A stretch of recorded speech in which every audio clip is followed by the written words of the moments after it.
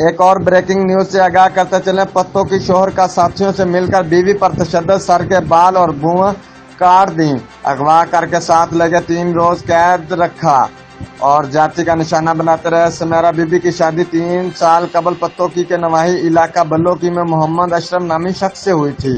متاثرہ خاتون کے مطابق گھریلو ناچاکی پر اس نے خاوند سے علیحدگی اختیار کرتے ہوئے اپنی والدہ کے ساتھ الہ آباد میں رہنے لگی اور عدالت میں خلا کا دعویٰ بھی دائر کر دیا۔ چند روز قبل سمیرہ بی بی کے خاوند نے اپنے دوست حافظ زین اور ایک عورت نازیہ بی بی کے ذریعے صلح کا پیغام بھیجا اور بات چیت کے لیے پتوں کی بلا کر اغوا کر لیا اور بلوکی میں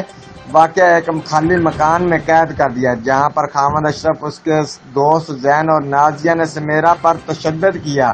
اس کے سر کے بال اور بھویں بھی کاٹ دیں، جبکہ اشرف کا بھائی اور زین خاتون کو زیادتی کا نشانہ بھی بناتے رہے۔ متاثرہ خاتون کی درخواست پر تھانہ سٹی پتوں کی پولیس نے مقدمہ درج کر لیا، مگر تاحال کوئی ملزم گرفتار نہیں کیا جا سکا۔ رپورٹ مار Basharat Siddiqui, divisional bureau chief, Geo Express News, Lahore.